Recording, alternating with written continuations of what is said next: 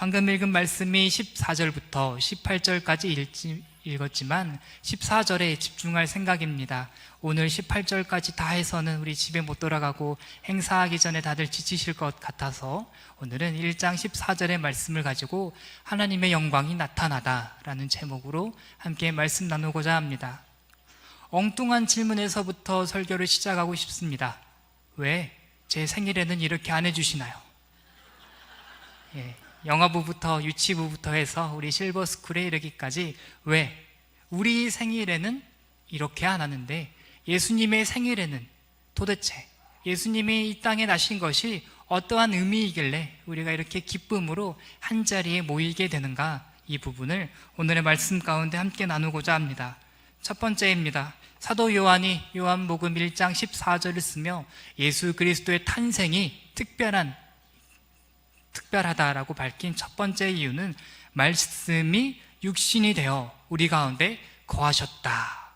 바로 이것 때문에 예수님의 탄생을 우리가 기뻐하고 다른 어떠한 탄생보다 더 귀하게 여기는 것입니다. 우리의 탄생은, 제 생일은 그냥 60억 지구 인구 중에 플러스 1 밖에 안 됩니다. 그냥 저 태어났다라고 딱히 기뻐했던 것은 우리 가족밖에는 없던 것 같아요. 그런데 예수님은 다르십니다. 독특한 플러스 1이 아니라 온리 1이신 예수님이 이 땅에 오셨습니다. 어떠한 의미이냐? 말씀이 육신이 되어 이 땅 가운데 나신 이 탄생은 오직 예수 그리스도에게만 허락된 탄생입니다. 요한복음 1장의 말씀, 방금 읽은 14절에 나온 말씀이 육신이 되었다라는 이 구절을 보며 우리가 구약 성경을 떠올리면 은혜가 더해집니다. 아니 그냥 말씀이 육신이 되었나 보지 라고 쉽게 넘어가기에는 너무나도 중요한 이유가 있습니다. 첫 번째는 창세기 1장을 한번 떠올려 보면 좋겠습니다. 말씀이 육신이 되셨습니다. 그러면 도대체 그 말씀이란 무엇이냐? 창세기 1장이 배경이 됩니다. 창세기 1장, 태초에 아무것도 없을 때, 창세기 1장 2절처럼 온 세상이 공허와 혼돈일 때 하나님이 이제부터 질서 있게 세상을 만들어 나가려 하셨습니다. 하나님의 머릿속에는 보시기에 심히 아름다운 세상이 이미 마음속에 있으셨습니다. 그때 하나님은 공허와 혼돈을 끝내시고 이제는 보시기에 심히 아름다운 세상으로 이 세상을 창조하실 때 하나님은 어떻게 하셨나요? 다들 잘 알고 계셔서 마음속으로 대답하셨을 줄 믿습니다. 하나님이 말씀하셨습니다. 하나님이 말씀하시자 아무것도 없던 데에서 모든 것이 생겨났고 공허와 혼돈은 하나님의 창조의 말씀을 만나자 끝이 났습니다. 풍성하고 아름다움으로 변화되었습니다. 창세기 1장 3절 말씀을 제가 읽겠습니다. 하나님이 이르시되 빛이 있으라 하시니 빛이 있었고 아멘. 온 세상이 어두운 뿐이었습니다. 하지만 하나님이 말씀하시자 빛이 생겼습니다. 그 이외의 모든 것도 마찬가지입니다. 하늘과 바다를 나누실 때도, 땅과 육지를 나누실 때도, 하늘의 새와 바다의 물고기와 땅의 모든 동식물을 만드실 때도 하나님은 말씀하셨습니다. 창조의 그 능력을 하나님은 자신의 말씀하심 속에 드러내 주었습니다. 창조의 순간에 있어서 굉장히 중요한 인상이 바로 말씀, 하나님의 말씀이라는 것을 우리가 창세기 1장의 말씀 가운데 우리가 발견할 수 있습니다. 이때 중요한 것은 없던 것을 만든다는 것이고, 창조라는 것이 본래 그런 것 아니겠습니까? 없던 것을 만드는 것, 하나님의 말씀은 그러한 능력이 있는 것이고, 창세기 1장 2절에 나왔던 공허와 혼돈을 멈출 수 있는 그 능력이 바로 하나님의 말씀임을 구약 성경 창세기 1장이 우리에게 보여주었습니다.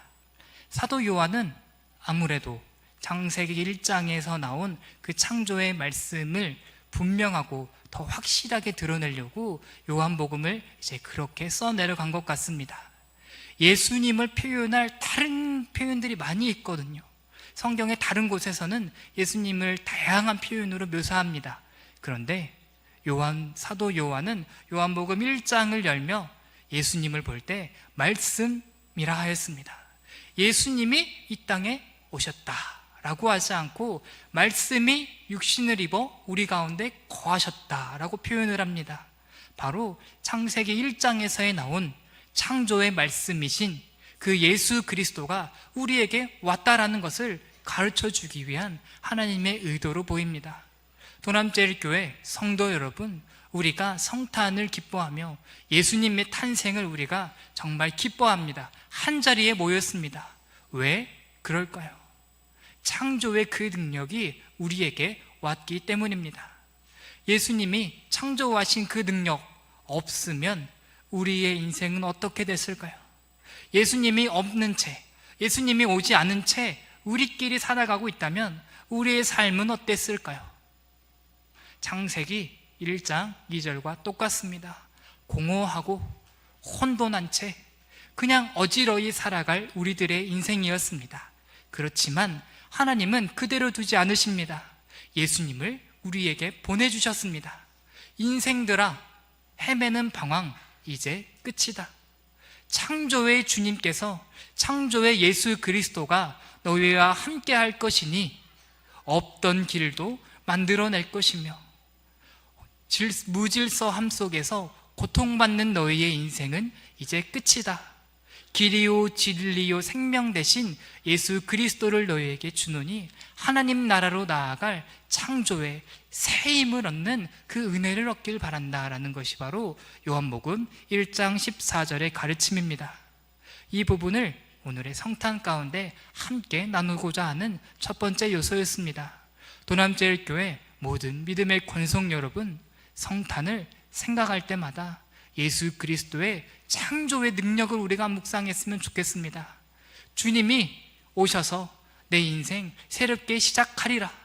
주님이 내게 오지 아니하셨으면 그대로 시들시들하여 끝나버렸을 내 인생에 우리 주님을, 하나님이 우리 예수 그리스도를 보내주셔서 이제는 공허와 혼돈이 아니라 하나님이 보시기에 심히 좋은 인생으로 창조해 나가시리라 라는 그 시작점이 예수 그리스도의 탄생이었음을 함께 묵상하는 이 시간이 되기를 원합니다. 두 번째입니다. 우리가 예수 그리스도의 탄생을 기뻐해야 되는 것은 예수님께서 우리의 인생에 창조의 말씀으로 역사하신다. 이것이 첫 번째였고, 두 번째는 이제 예수 그리스도는 구원의 말씀이시기 때문에 우리가 기뻐할 수밖에 없습니다. 이 부분 또한 구약 성경 가운데 있습니다. 에스겔서 37장 5절의 말씀입니다. 제가 읽겠습니다.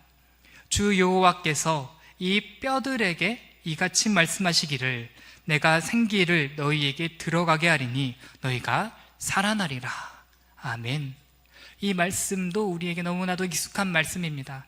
에스겔 선지자에게 하나님이 한 가지 환상을 보여주십니다. 해골이 질비한 골짜기에 에스겔 선지자를 보내십니다. 그리고 나서 방금 읽은 이 5절의 말씀을 대언하게 하세요. 뼈들아 살아나라 라고 하나님이 이제 너희에게 명령하신다라고 에스겔 선지자가 명령하자 어떻게 됐을까요? 마른 뼈들이 하나님의 말씀을 들음으로 인하여 조각조각 맞춰지고 살이 붙고 이후에는 생기까지 생겨 하나님의 군대가 되었다라는 환상을 에스겔 선지자가 보았습니다. 구약 성경에서 하나님의 말씀은 바로 그러한 역할이었습니다. 죽었던 심령을 다시 살려내는 것, 이것이 바로 구약에서 바라고 바랐던 구원의 은혜였고 구원의 말씀의 능력이었음을 우리가 성경을 천천히 읽어나가며 확인할 수 있습니다. 요한복음 1장 14절에서 말씀이 육신이 되어 우리 가운데 거하셨다 라고 할 때 이 말씀을 구원의 말씀이라고 보면 정말 기뻐하지 않을 수가 없습니다. 우리가 마른 뼈였거든요. 우리가 골짜기에 그대로 버려져 있던, 정말 하나님 앞에 죄인으로서 영원한 형벌을 받아 지옥에 그 형벌을 받아도 마땅한 사람이었지만 하나님이 에스겔 선지자를 통하여 구원의 말씀을 마주대하게 할 때 그 뼈들이 살아났듯이 이제 우리는 마른 뼈였지만 이 땅에 육신으로 오신 예수 그리스도를 인격적으로 만남으로 인하여 우리가 새 사람 되었습니다. 죽음의 자녀가 아니라 죽어있는 해골바가지가 아니라 하늘나라를 사모하며 하나님 나라의 백성으로 변화되는 그 지점에 예수 그리스도의 오심이 있었습니다. 도남제일교회 함께 성탄을 기뻐하는 모든 성도 여러분, 우리가 오늘 왜 기쁩니까? 우리 유치부 친구들 얼굴만 봐도 기뻐요. 아까 들어올 때부터 행복하더니 이제 깜짝 놀라가지고 우는 것만 봐도 참 재밌고 즐겁고 그렇습니다. 그런데 이러한 즐거움도 좋지만 조금 더 본질적인 우리의 영생에 관련된 그러한 부분에 있어서 우리가 마음속에 참 변하지 않는, 흔들리지 않는 기쁨을 가졌으면 좋겠습니다. 예수님이 오셔서 내가 살아났다. 우리 주님이 이 땅에 오셔서 이제 내가 영생을 누리게 되었노라 라는 이 요한복음 1장 14절의 말씀처럼 말씀이 육신이 되신 사건에 우리가 깊이 묵상하며 기뻐하는 성탄이 되기를 주님의 이름으로 축복합니다. 마지막 세 번째로 가겠습니다. 오늘 요한복음 1장 14절의 말씀 속에 우리가 성탄의 기쁨을 찾을 수 있는 세 번째 근거는 14절의 마지막 부분에 있었습니다. 하나님이 우리에게 주신 은혜와 진리가 충만하더라 입니다. 예수 그리스도로 인하여 우리가 하나님이 베풀어 주신 은혜와 하나님이 우리에게 보여주신 진리를 맛봄으로써 우리가 참된 기쁨을 누릴 수 있게 되었습니다. 우리가 이렇게 한번 생각해 보면 좋겠습니다. 은혜와 진리, 이것이 어느 정도 이제 구체화되지 않으면 조금 뜬구름 잡는 소리가 될 수 있겠습니다. 1945년 8월 15일 이 한반도 조선 땅에는 이제 대한독립 만세를 외치며 정말 기뻐하는 사람들이 있었습니다. 일제의 치하 속에 30년, 40년이 다 되는 그 기간 동안 우리가 참 고통 많이 받았습니다. 그때 일제에는 이제 끝이 났다고, 이제 우리는 자유라고, 그 소리에 이제 1945년 8월 15일에 이 대한민국에 살았던 온 시민들이, 백성들이 기뻐 외쳤습니다. 100% 맞지는 않지만 그렇게 보면 좋겠어요. 그 일본 사람들도 뭐 존중하고 사랑하지만 일제의 치하가 마치 죄와 사망에 사는 우리들의 입장이었다라고 한번 보면 좋겠습니다.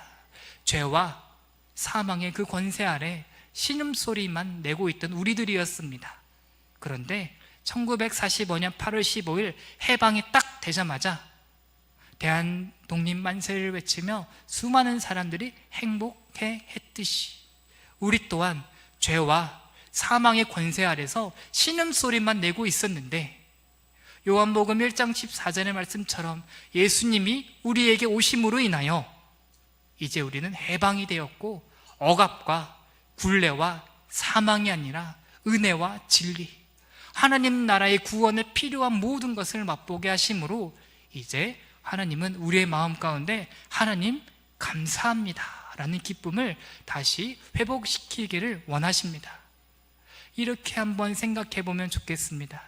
일본 사람들한테만 독립해도 대한독립 만세가 그렇게 기뻤는데 영원한 사망, 영원한 형벌에서부터 해방이 되어 이제 저 천국 하늘나라로 우리가 은혜와 진리를 맛보며 나아가게 됐으니 이보다 더 큰 행복이 어디 있겠습니까? 도남제일교회 우리 성탄을 맞아 함께 예배드리는 모든 성도 여러분, 우리가 이 기쁨을 누렸으면 좋겠습니다. 우리가 은혜와 진리를 경험하게 됐구나.